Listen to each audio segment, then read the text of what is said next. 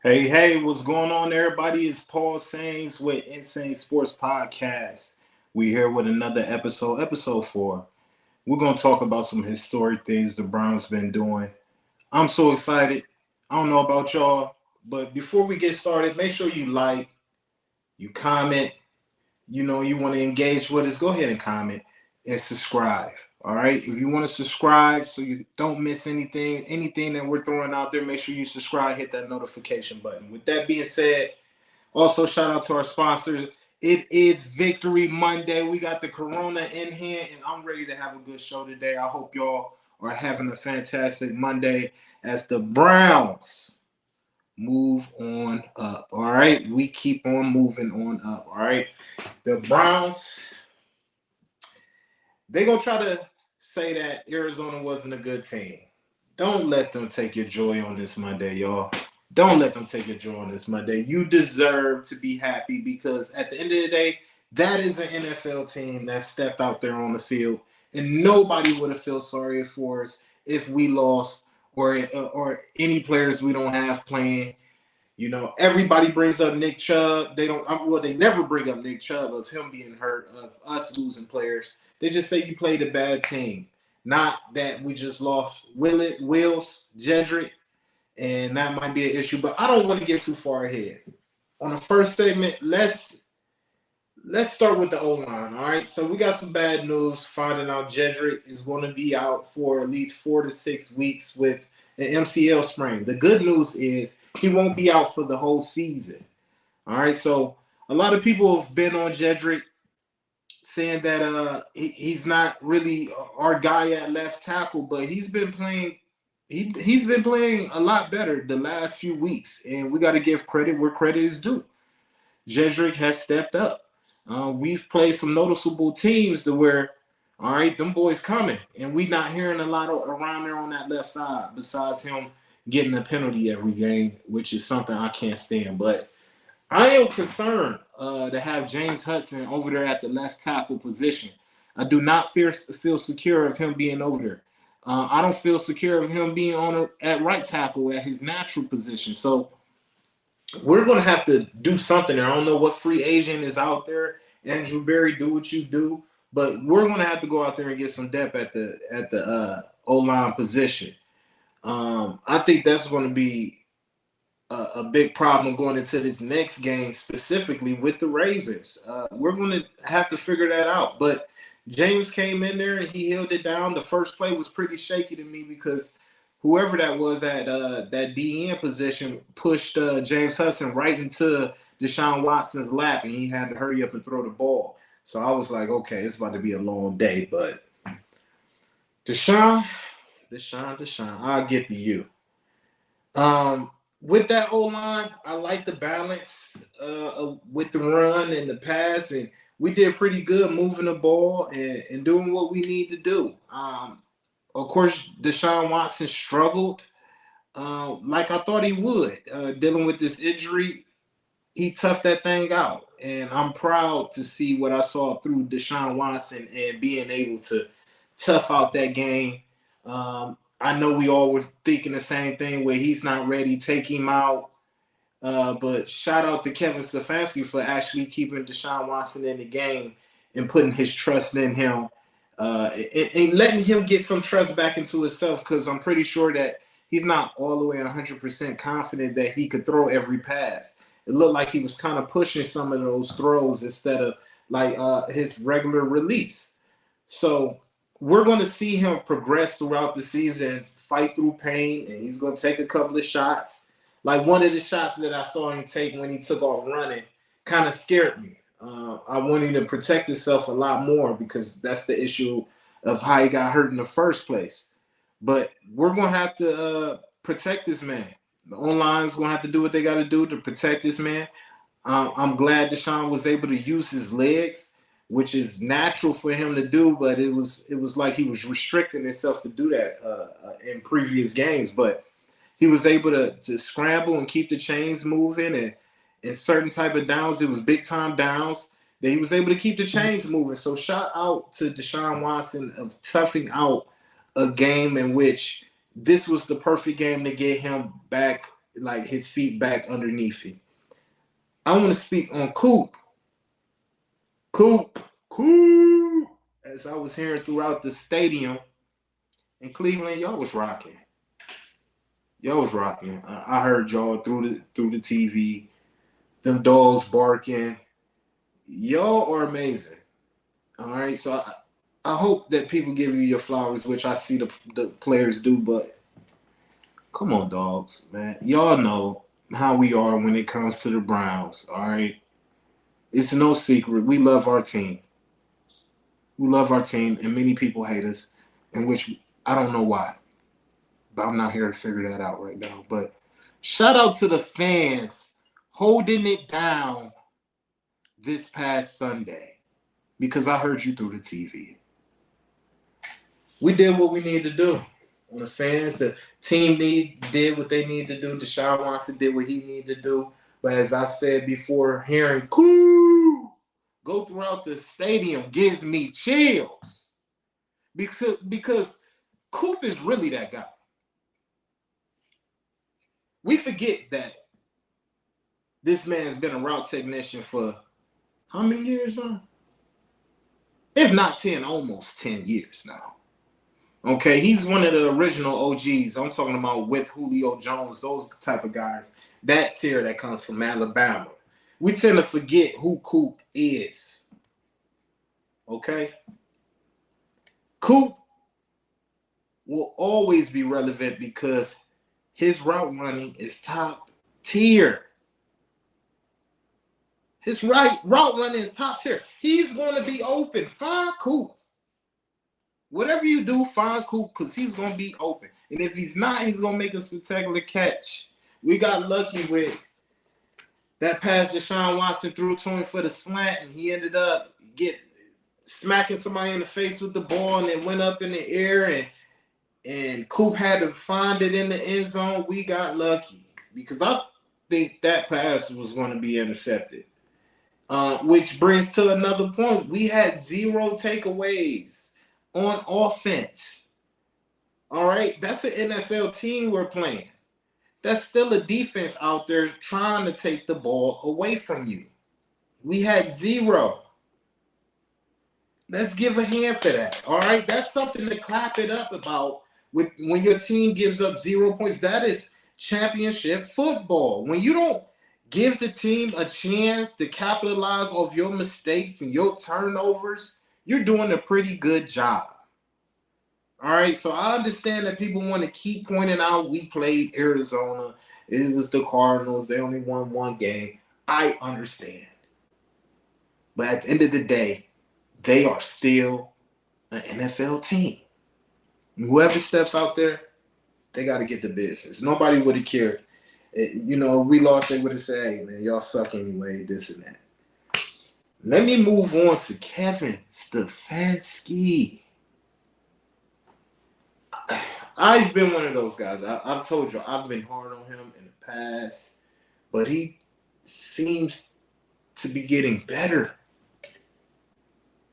All right? Like, I don't want to be wrong on this, the record, but I swear it was like 13-2 following a loss.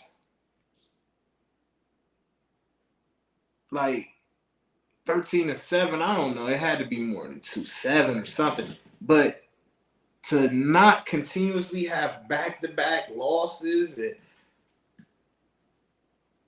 Cleveland, let's just for a second, let's just think back. It wasn't too long ago where we won no games, won the game, 1 in 2 years.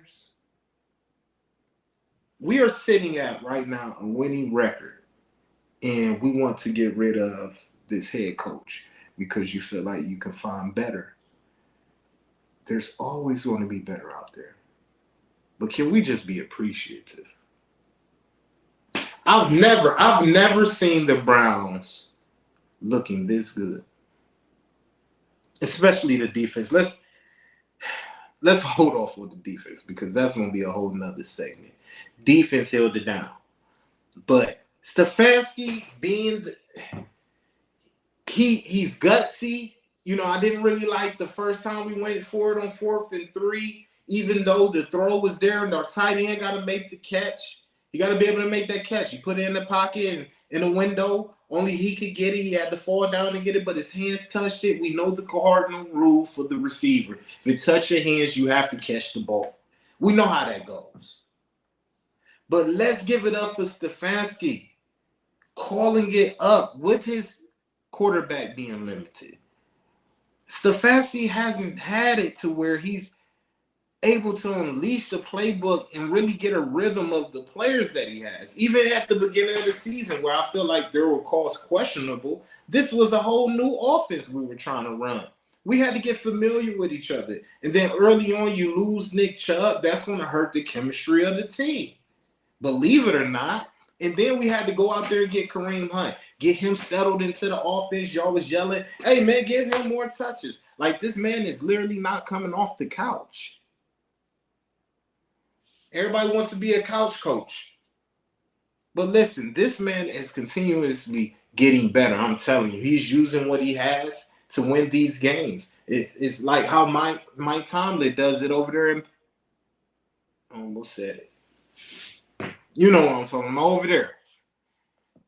He is starting to bring a winning culture here. We're close to winning. Our expectations are Super Bowl, playoff, Super Bowl.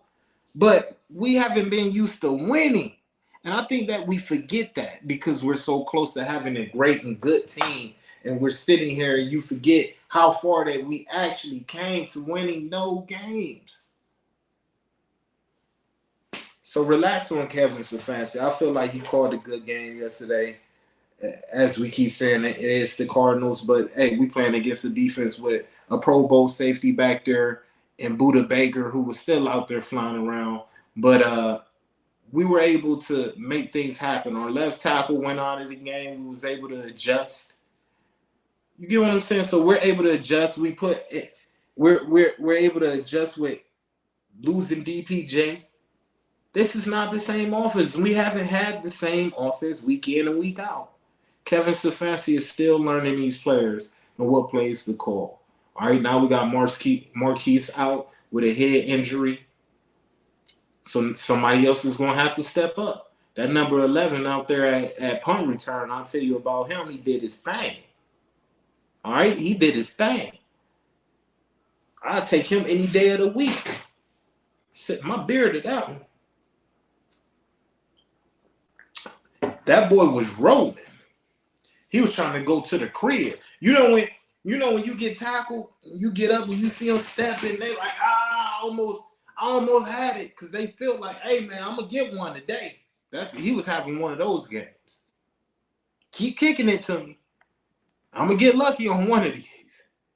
I wouldn't be surprised if he take one back one of these games. Because them boys see what he could do. All he needs is a few blocks. That's it. That boy running. You feel me? I'm not a fan of punt returners being back there tiptoeing. Make a few moves, hit it. Get to it. We don't need to be dancing back there. That boy hitting it. All right, let's go to Mr. Reliable, Kareem Hunt. 4th and 1. We need them yards. We're going to Mr. Reliable. Everybody know he getting the ball. Well, do we? Because you know Kevin do some trick stuff. Fake it to Kareem and pitch it to Harrison Bryant for a tight end screen. You don't know I ain't lying. But Kareem Hunt has been Mr. Reliable with Nick Chubb going out. He has done his part in my expectations for him. I actually almost won some money betting my guy to get a touchdown. Anytime touchdown, because I believe Kareem Hunt is Mr. Reliable. He know what he here for. He has a mission. This is his city. This is his city. He know what it means to us to get a championship. Give him the ball. Let's not beat the Seahawks here. All right? Don't do Marshawn Lynch all over again. Don't do that. Give him the ball. He want it. He a dog. He wants the ball. And I ain't seen him get stopped yet. He going to get it. So shout out to Mr. Reliable. He gets in there. We know he's dealing with injuries. And he still gets in there and does his thing. He moves the chains. He puts us in good position. 3rd and 3. Being manageable positions. Kareem Hunt is doing a lot of little things. I know y'all like to look at, oh, he's only getting 3 yards to carry and this and that. Let's take in his blocking. Him getting screens. He's doing a lot. Playing injured. All right, you get that man 3. Hey, give him a few carries. Getting 3 yards a pop. You telling me I'm 2nd and 4? I done ran the ball twice? Come on, man. 2nd and 4, I'll take it. That's manageable positions for my quarterback. I can open up my playbook. So, like, when we get so much into these stats, let's understand that you got to watch the game as well. How is it being called? How is it being ran? That boy is doing a lot of the bruising. All right? And when he does the bruising, I like how we put Strong in, and he could bust it open because he's a change of speed. You get Kareem, you already know you're going to get contact this play. Strong trying to get up out of there. And if you don't get him in that hole, he might bust one open. Ford the same way. Before, I was big on Ford the beginning of the year, feeling like he's going to get at least 800 yards, but he's just not hitting the hole like I want him to. Or hitting that cutback. Seem like Strong and Kareem, they have that cutback ability. And I haven't seen that from Ford. He's just one way. And if that's not there, he's going to try to force it anyway. But experience, I think he's going to get better because the talent is there. Now, we can open up the vision a little bit to see different things. Then we can work on that. We can work on that. But the talent is there. His balance, his speed. He dropped a pass yesterday. That's uncharacteristic of him. But he could catch out of the backfield. The Browns, man. We've talked enough on the offense. Let's go to the defense. The Cleveland Browns defense is amazing. They're amazing. What do you want me to say about them? They're amazing. Okay? Like what they have done this year to teams. Holding them to a minimum of yards. I'm talking about from Tennessee Titans to the Bengals and now the Arizona Cardinals. Y'all can say what you want about the Cardinals. That's an NFL team. And I want to see somebody else hold them to 58 yards total. 58 yards total. Come on, y'all. What you want me to say to that? They had 1 first down out of 12 tries. What you want me to say to that? What you want me to say to that? They haven't had a loss like this since 1955. That's historic. Historic. This is a historic defense. First shutout since 2007. That's what the Browns just did. First shutout since 2007. Doing their thing. What do you want? What else do you want from these guys? Jim Short showing, hey, man, I'm the guy. I don't know what we got to do with this guy next year because he's going to be looking for a head coaching position. I'm not doubting that some people going to be interested in going to get him. So, Andrew Berry, do your thing. I don't know what we got to do to keep him here, but he needs to be that defensive coordinator because Myles Garrett is out there doing this thing, and the big boy showed up. The big boy showed up. Goodness, them D tackles was hungry. I don't know what they ain't feed them in a few days. They look like when you just throw stuff in the pig pen, and it's time to eat. We ain't even looking. We ain't sniffing around to see what it is. We need it. I'm hungry. That's how they came out there. Them big boys was rolling, and I appreciate every single one of them because they gave effort on every play. It was a play they handed it off to the running back, and Sheldon was back there, and I'm just like, I believe it was Sheldon. He was back there. Shelby is his name. I'm sorry. He was back there. Quick! Grabbing him up. You feel me? Usually, I thought it was Myles Garrett how fast he got back there. And Z, I'm waiting for Z to. I know I said it last week, but Z, I'm waiting for you to have that big breakout game because I just know, like, once you start hitting on all cylinders, oh my goodness, it's nothing that they're gonna be able to do. Now, this next game is the game to do it. We need all of the D line to come together this next game. The D tackles has been eating.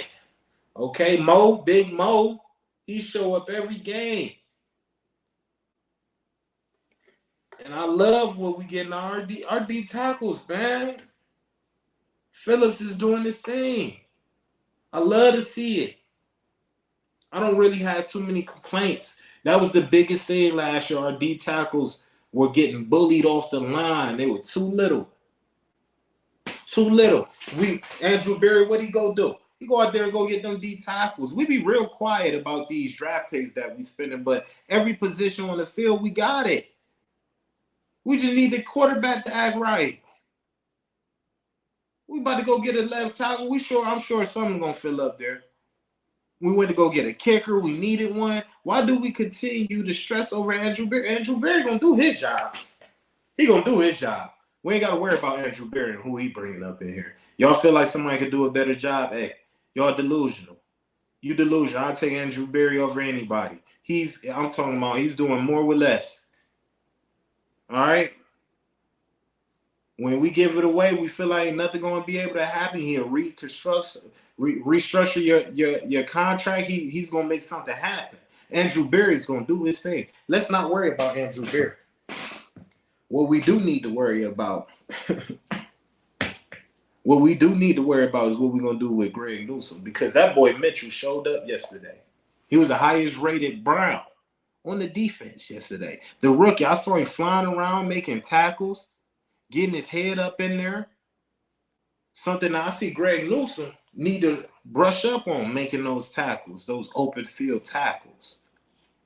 I've seen a few this year where he missed a tackle in and went off for a touchdown. We trying to chase somebody down. Denzel over here taking up for people's faults. But Cam Mitchell showed up. That boy showed up. Hey, Greg Newsome, don't be hurt too long. I'll tell you that. You better get back real quick, because that boy Cam Mitchell look like he out there ready to take spots. All right, teammate from Northwestern, he don't care nothing about that. He look hungry. We got a bunch of people as far as depth on the defense that's looking to step up and fill these positions. Taki had an unbelievable game. Somebody that's quiet. He's our run stuffer. All right, Taki out there getting interceptions. I don't know what's up with Anthony Walker. He don't want one. Walk don't want one. He supposed to have a few of them things. Look good on them stats. But Taki, hey, he gonna go get that thing. I like Talk, man. Taki showing up. The big boy showing up. The biggest thing about the defense was everybody was clicking on all cylinders. Everybody, each position was working together. They are starting to click. They are starting to gel. And one thing about a defense is when you're so close and tight-knit to each other, and all you got to do is look, and y'all can play off of each other, y'all going to get some players hell. Y'all going to get some teams hell. And one thing Myles Garrett keeps pointing out is that he's never been a part of a team.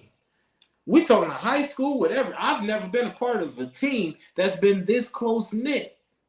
We're talking about grown men that have families, that have babies, wives. They ain't trying to sit up there in each other's face. These guys find time to spend with each other. They continue to build their relationship outside of just the field. And that's amazing. What you want with a team that builds chemistry, you're going to see that on the field. And that's what you're seeing with the Cleveland Browns. They're continuing to build chemistry with each other.